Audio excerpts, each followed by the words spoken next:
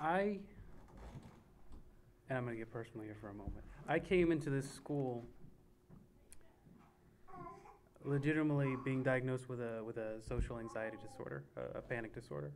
I came into the school constantly nervous, constantly unsure and terrified to interact with people, to be in a social environment. I don't know if I could be up here on this stage if I hadn't come here and been in this environment and been forced to interact and be around people who were so different and varied, and given the opportunity not just to go a place where there were other people, but go somewhere where you definitively have to interact. You know, I feel like, you know, some people can see this place as a place where, okay, you go there and, you know, you can do the things you want to do and there is the freedom, but there is just enough process here, and just in being here, the process of living, you have to interact here. You have to go to JC when someone writes you up for leaving a cup out. That was my first write-up, and I remember being terrified because I think when I first came here, I thought, oh, maybe I can keep my head down and I won't have to, you know, challenge myself that much. But through the years of being here, it's hard to pin down exactly where it happened. I recall in my third year looking around and realizing I had friends, and I drove people around, and I interacted with other people, and it's been more in the last year or so, especially being a part of the Alumni Committee and getting an opportunity to really talk about it and pick apart what my experience was here, that I've come more to realize that it was through the small interactions of being here and having to go to JC and argue my case, or in a few instances get in a little more trouble and go to a school meeting and having to really argue my beliefs and my feelings on things, that I had to define myself more and become more involved. I was pushed to take what I wanted from this situation and become who I wanted to be in this school. And, you know, it didn't happen overnight, and it was a struggle, and it was difficult, but I know that in those 3 years of my life spent here, I became a complete person that was capable of interacting with other people, and I know that from that, I've been able to, you know, when I left this place, I realized that I could do these things. I could interact. I could go to a school meeting and be the center of attention, and I could make it through these situations. It's been no problem for me at all. Going through college really was extremely easy, just because friends found me more often than not. But it was very, very easy for me to interact and integrate into their societies, primarily because we had a lot of shared interests. And we were already parts of like interest subcultures. We were interested in the same art forms. We were interested in the same historical and philosophical sorts of paths and groups. And so we immediately found one another. And pretty much every friend I made throughout my college years, I'm still very, very close friends with now, especially those who still live in Maryland, who since coming back to Maryland, I've reconnected with them really strongly. And so it's been no problem at all reintegrating into what I felt both as society as a whole, which as well as anyone can integrate into society as a whole, but especially the subcultures that I just would have fit right into easily. And I think I probably would have had much, much more difficulty trying to fit in and trying to really become close friends with the people I have now in my life if I'd come straight out of a public school, just because I didn't have the experience socializing. I didn't have the experience of what it felt like to be friends with somebody outside of just, you know, sitting a few rows across from them in math class, things like that. One thing that I found that I have a conversation with at least every few months with my sister Erin, who is also a graduate, who graduated with Eddie in 2005, is our kind of bewilderment at times about the fact that we're kind of ready to communicate and talk and to try something out with somebody in a setting, in a new setting for us, and other people aren't so gung-ho, and we go, well, why is this? What's going on here?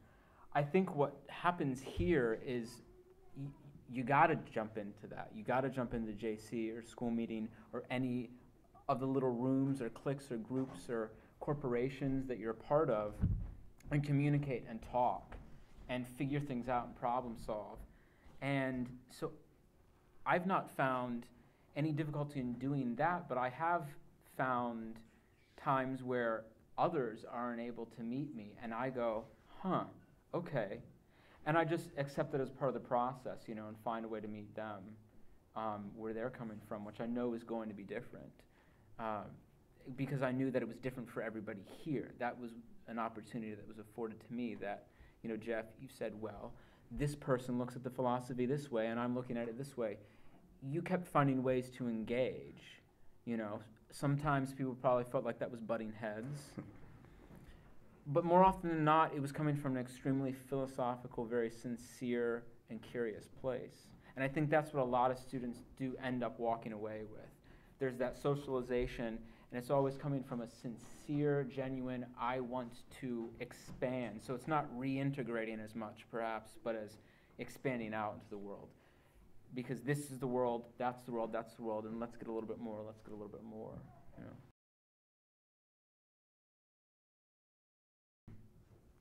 It might be a good example, being the person with the background that stated I didn't really know anything else except very non-traditional, very alternative education or a notion of education. To mention that technically I was the first person to get suspended. And this was actually before Fairhaven School started proper. This was the second year that the cooperative ran. There was a cooperative that ran for 2 years that was essentially a test run, and it enabled people who were already involved, families who were involved, to have their kids, if they so wanted to, be in a Sudbury Valley environment. And so the second year, it was the first year actually. The first year of the co-op, there was an instance where I found myself at JC, at the Judicial Committee, a very, new kind of bare bones idea still at that point for a lot of people. What had happened was a friend of mine, a younger boy who was about 8, and I was at the time 12, he was getting picked on by one of the older girls, and he wasn't able to stand up for himself in any way, and I was furious. At that point, one of the only ways that I really knew how to communicate and interact with other kids was through my frustration or anger, communicating that. And a lot of the time that came out physically. So what ended up happening was, during one of these instances that the boy was being teased by the girl, I came into the room, I saw this happening, I had a water jug, I was getting a sip of water. She said something particularly horrible and awful in regards to the shape of his body and everything, and he was clearly really crestfallen. And I turned around with that jug and just swung it right at her. I was so angry, I was so furious. It was like, how dare you attack my friend? And at that point, it was just the physicality of it. It was just that visceral nature of things. That at 12, you recognize, but you don't necessarily have a lot of control over. So I was sent to JC, and there were people there that felt that I should be expelled for that, particularly because I was a boy, and I had, for all intents and purposes, hit a girl, not necessarily with my fists, but so being exposed to that process and feeling really vulnerable about it at that time, was a wake-up call for me as a child, as someone who was, coming from childhood into adolescence, and to understand the consequences of what I could do, how others would look at that, and how to take responsibility for myself. And also how to take responsibility for myself in a way where I could still be frustrated, I could still be upset with someone for hurting someone else, but find different channels for it. And it took a couple of years for me to move away from really being in a place of anguish physically in my body with that. But that was a turning point. That was an opening for me. And years later, talking about that with the young woman now, she just says, "Oh, I was horrible back then. I deserved that," And I go, no. She's like, "No," and just it brushes it off. But the fact that at that time that people took that so seriously as to say Ben should be expelled, is interesting. So there are different difficulties. Everyone has their moments, their paths that they choose to take or not take. And the fact is that at a school like Fairhaven, we're given those opportunities day in and day out to choose the course of action. It might not seem like there's structure because there's that freedom, but with that freedom, you're always walking side by side the path of structure, because you need to be responsible for yourself, you need to be responsible for the way you interact with others, and that comes up in many different ways. So it was different for me than it was for Brett, although at the same time, I think there are probably certain things that ruminate and pass on to everybody, and just that nervousness or anxiety of being unsure in yourself, and then finding that maybe that's not a true story. I know a lot of my struggles in the school. I said that I got very involved in the school meeting, and with what I saw as fights for defining the culture of the school. And I think very early on we knew that this is a new school, and we were setting the tone, and that we would be the test cases from which sort of the common law of the school would spring. And so I and some of the friends that I worked with, that we were friends. So we lived together here with. We definitely wanted to try to set the school on the path that we wanted it to be.